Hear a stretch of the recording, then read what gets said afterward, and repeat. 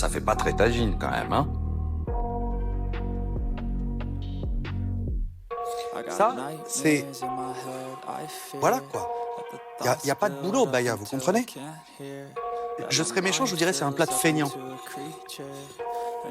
Un poil dans la main comme ça, la Baya.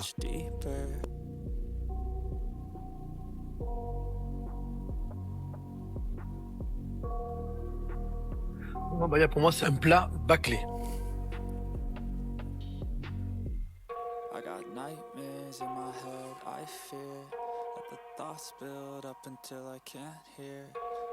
Et j'en rajoute pas. C'est le plat de mes origines et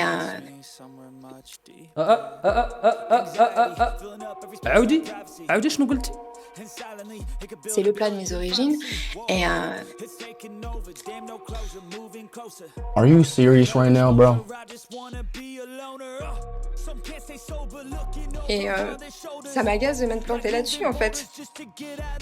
Et والصراحه من كثر التخنشيل ما بقينا عارفين منين غنبداو مع هاد الناس، غير هو الصراحه عجبوني في هاد لجنه التحكيم اللي عطاوها في الصميم بالالوان قمعه اسطوريه، جات حتى لعند جدوده، حتى لي زوريجين ديالها، قالت لك راه طاجين ميزوريجين، جات حتى لعند الاجداد ديالها الفرنسيين اللي استعمروا الجزائر 132 سنه وفرضوا الحمايه على المغرب 42 عام، وعارفين هاد جوج الشعوب باش معجونين، عارفين كل واحد المأكل ديالو والمشرب ديالو والملبس والزليج والعمران واي حاجه طاحت لك على بالك. الفرنسيين عارفين، ما يمكنش لك تغمق عليهم، خصوصا هاد الناس. زعما راه ما جاوش للمغرب، ما مشاوش لجامع الفنا، ما ذاقوش الطاجين، ما مشاوش عرضوا عليهم شيفان اخرين النظراء ديالهم في الطبخ المغاربه وعرضوا عليهم ياكلوا بالسطيله، ياكلوا المروزيه وهذيك الاخرى شنو سميتها كرعين بالحمص، الحريره المغربيه، هادشي كامل زعما هما ما على بالهمش. جيتي انت يا كرغولو يا الصغيوره يا الفتيه يا الزين خنزر رجلين، جيتي تضل رحبت في اليوش شدك الرواح وباغا تغمقي عليهم وتقولي لهم طاجين ديالنا لي زوريجين ديالنا، دخلنا عليك بالله. واش هذا طاجين؟ هذا طاجين هذا عندكم في بلادكم؟ مرقه بيضاء، البيضه مونامور، فين هي الصفوريه؟ فين هو الطاجين الفخار؟ فين كيتبريزونطا البلا ديالك؟ ما كاين لا مرقه لا والو، شايفين كاملين دجاج مسلوق في الماء ومدردر عليه شويه المعدنوس وشي زويتينات سيليباتير، واحد البصله بيضاء حتى هي غا مسلوقه. بيني وبينك عرفتي الكلب فاش كتكون كتربيه وكتعطيه فراقش الدجاج لمده شهر حتى يولي كيعيف من دوك فراقش الدجاج، كيحطها لك قدامك، كيحطها بحال هاد البلا اللي كتشوف فيها خوتي. وسمحوا لي الخوت، هادشي راه بيني وبينكم كيعيف. الغلط اللي داروه لجنه التحكيم انهم ذاقوا ماكلتها. بيني وبينكم الا كنت تمايا وعطاتني ندوق هادشي غنشير عليها من الاخر وغنجري عليها وما غاديش نزيد نهضر معاها نهائيا. يا اختي شوهتي براسك، كيما الطاجين راه تيبقى مأصل، وعارفين الناس ديال من، وعارفين المغاربه هما ماليه وكل حاجه عندها ماليها. الا ما درتيش زعفران شعره حر ودرتي سكنجبير بلدي وكركم بلدي خرقوم بلدي، نهضروا شويه بالدارجه، وبزار تا هو مطحون بقواعدو، وخاصك تمشي تجيب طاجين فخار اصلي من ايميدر، من اسفي، من الشرق، وعادي تسمى طاجين بقواعده. ما نتوما راه معروفين في شمال افريقيا بالمرقه البيضاء، البيضاء بونامور، الحمص ديك المرقه بحال طايبه في الحليب. هذا ما كان. خليكم في الاختصاصات ديالكم، مابقاش تخنشلوا اي حاجه مغربيه، عارفينكم نتوما مراد بينا وباغيين تعيشوا حياتنا حنا المغاربه. خليكم مع الاعترافات ديالهم بلسانهم باللي راه المرقه البيضاء خاصه بهم هما. تفكرت المرقه البيضاء. تفكرت المرقه البيضاء. المرقه البيضاء هي غير حنا الجزائريين في الشمال، في بلدان شمال افريقيا، غير الجزائر اللي عندها المرقه البيضاء. جيراننا ما عندهمش المرقه البيضاء. في تونس سي توجور دو روج، في المغرب سي سورتو جون بالكركم والزعفران. المرقه البيضاء هي اصل الاكل في الجزائر منذ بدايه التاريخ. دونك اكلنا الاصلي ابيض، اكلنا الاصلي ابيض. دونك مادام ما عندناش حاجه ملون لي صوص روج، دونك اون منطقيا لوجيكمون علميا منطقيا كانوا ياكلوا اجدادنا مرقه بيضاء. سي ابخي كو ولد السي محمد الدقاق، الاب تاع العطريه في الجزائر، الاب تاع العطريه سي لو بير. علاش راني نقول لك الاب تاع العطريه؟ على خاطر في السنوات نتاعو الله يرحمه، في السنوات جدي من قبله ما كانش الناس يعرفوا لي زيبيس. حنا مجاورين المغاربه شويه متقدمين علينا في لي جي بيش متقدمين. بدينا نتعلموا منهم. هذا تفاوه، هذه قرفه، هذا سكنجبير الى اخره.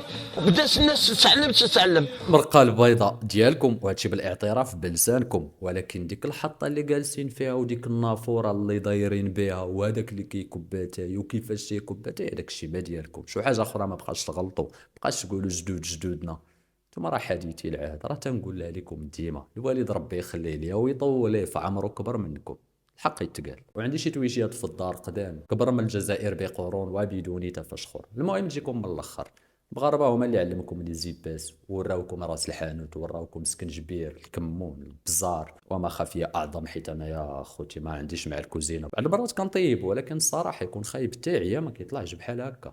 بالشهاده ديال صحابي شحال من واحد تيبغي يذوق ماكلتي. المهم ربي كيحفظو من التسمم. ما علينا، نرجعوا للموضوع ديالنا. هاد التخنشيل، دايره التخنشيل راه كاينه في الجزائري من شحال هادي. مسلسل بغيت نكون مغربي صحه، واي حاجه زوينه في المغرب بغيتها ديالي تكون ديالي، والحاجه الخايبه تكون ديالكم. كيديروا هاد الاساليب دائما وابدا غادي يديروها، حيتاش معقدين بشي حاجه سميتها المغرب. راه قلنا لكم حاولوا ما تذكروش المغرب ولو مره واحده في النهار، ولو مره واحده في النهار.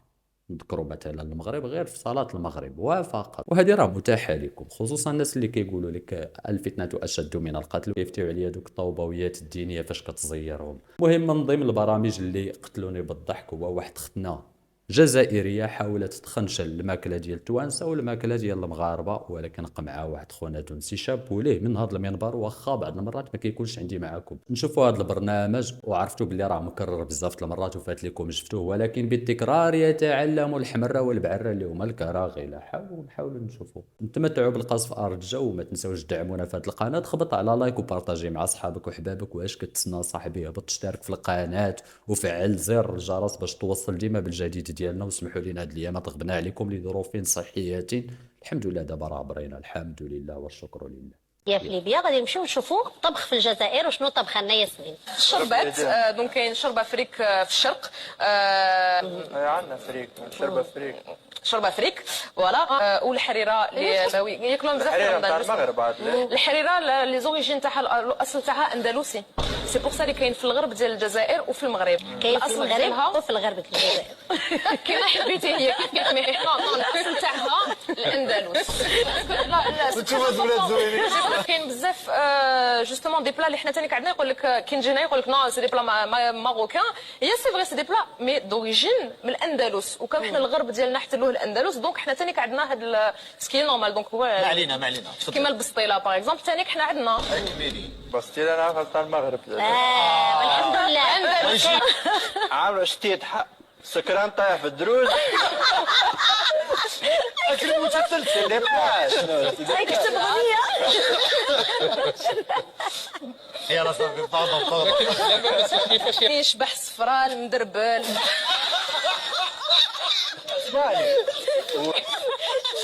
شكرا ياسمين. غادي نرجعوا للضيف ديالنا ولكن بعد هذا الفصل.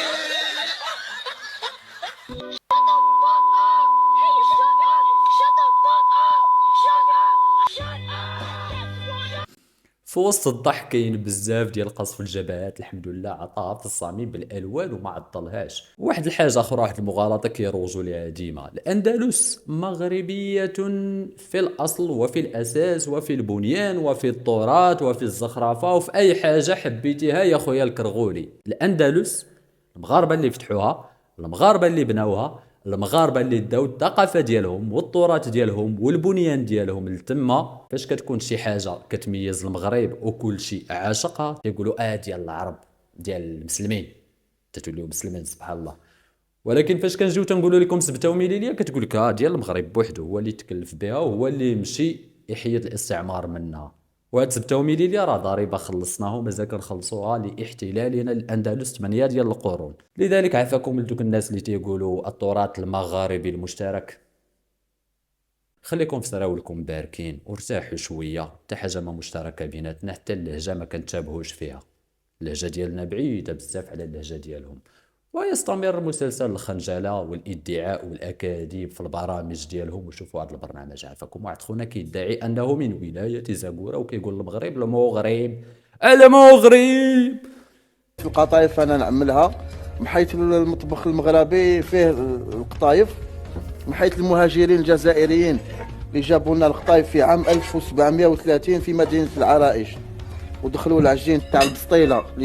حبس حتى انت اخويا ناري تخنشيل والكذوب اش كديروا لهم 1730 فين كنتوا نتوما؟ ما كنتوش اصلا. 1730 اكاد اجزم ان العثمانيين مازال كانوا حاضرين ديك الساعه في الجزائر وعطاوكم كادو لفرنسا، اجدادكم الحقيقيين اللي جيتوا بغيتوا تسنطحوا عليهم وتقولوا لهم باللي راه طاجين ديالنا لي زوريجين ديالنا. الله يغصبكم، الله يعطيكم شي دقه في الراس. يلا سي كمل. سموه دركا ديولو منا، من حيث حنا تعلمنا هذا الشيء من عند الجزائريين. هذا درت قطايف بالجوز والقرفه. انا احمد من المغرب، 42 سنه، من ولايه زاكوره،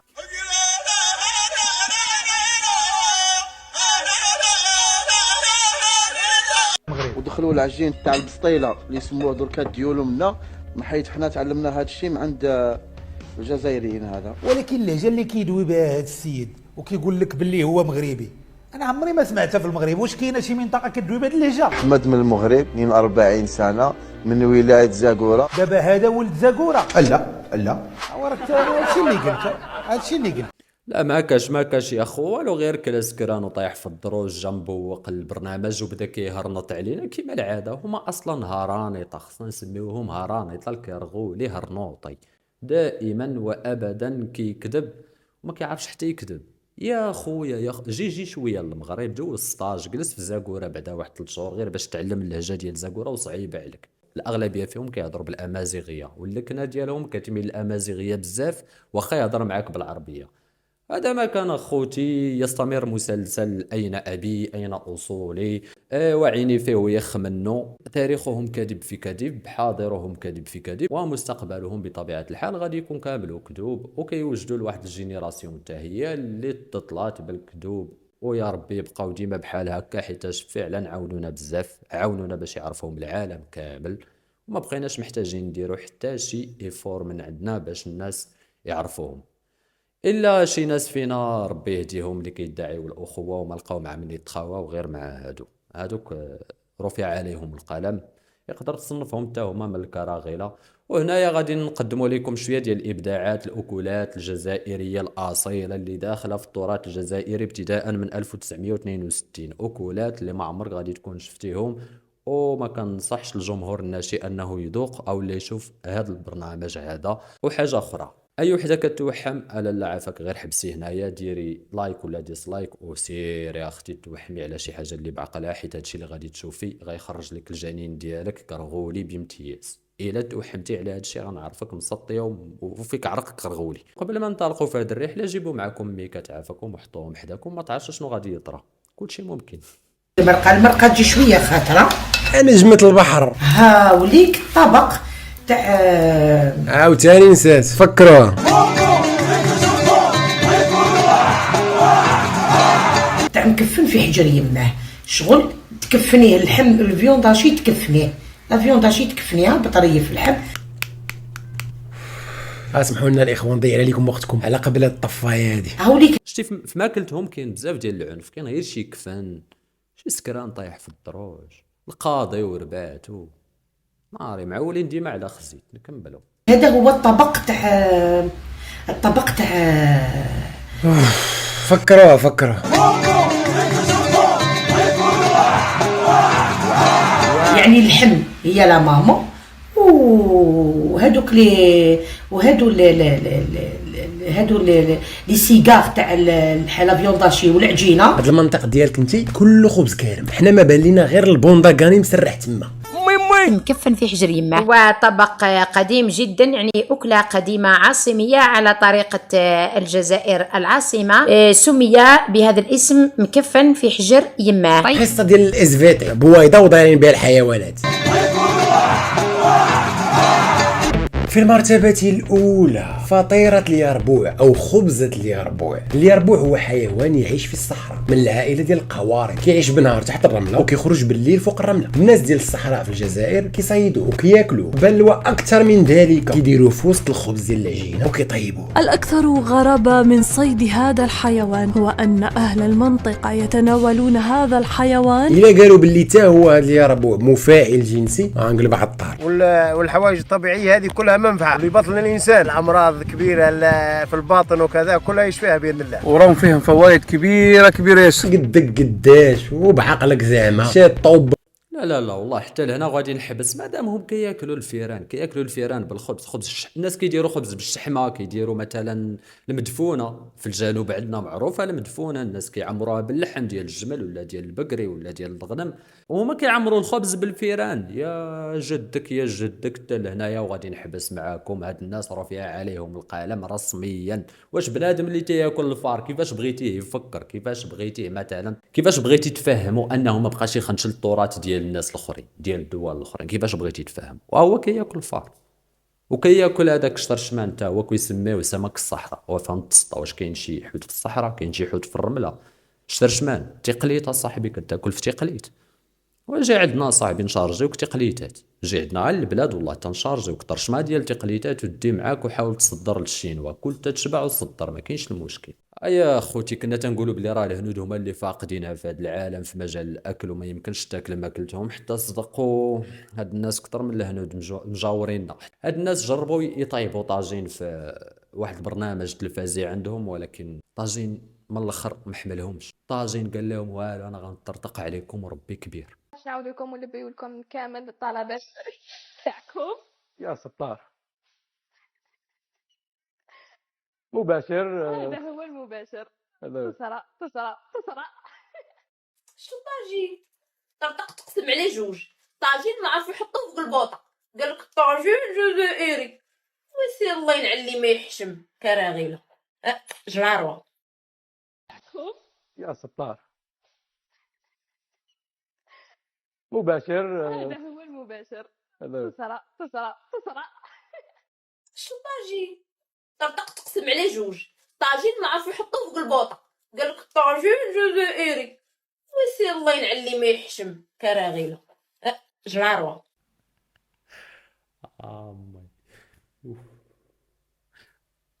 كتصرى راه كتصرى بصح والله. تيقولوا لك المكسيب ديال الناس ديما عريان، والغراب كيبغي يقلد مشية الحمامه كيتلفوا عليه العرارم مسكين وكيولي فاقدها لا شخصيه لا وزن لا هبه لا تاريخ لا تراث لا طاجين لا قفطان لا حتى شي حاجه. نتوما تبقاو هكا والضحك فيكم مباح ومتاح، ماشي غير لينا حنا المغاربه، راه العالم بدا كيضحك عليكم. الحمد لله المقوله ديال الحسن الثاني كتحقق في 2024 قبل كاع من 2024، ولكن 2024 راه بزاف. ريحتكم عطات في العالم. اخرهم داك خونا اللي ادعى انه من آل البيت في ماليزيا، وباش يعطي مصداقيه لراسو قال انا مغربي ماشي جزائري، حيت عارف بلي راه الاسره الملكيه كتنحدر من سلاله الرسول صلى الله عليه وسلم، بالضبط من علي بن ابي طالب والحسن والحسين على ما قالوا. الا وصلتي معايا اخويا المغربي حتى لهنا واختي المغربيه قولوا باز، وما تنساوش تشتركوا في القناه وتخبطوا على لايك باش ينتشر الفيديو على اوسع نطاق ويشوفوا كل شيء. نتمنى نشوفوا ديما الدعم ديالكم، وشكرا للناس اللي مشتركين في القناه، واللي ما مشتركش ينزل يشترك ويفعل زر الجرس باش يتوصل ديما بالجديد ديالنا. تهلاو في ريوسكم ولا غالب الا الله. تهلاو.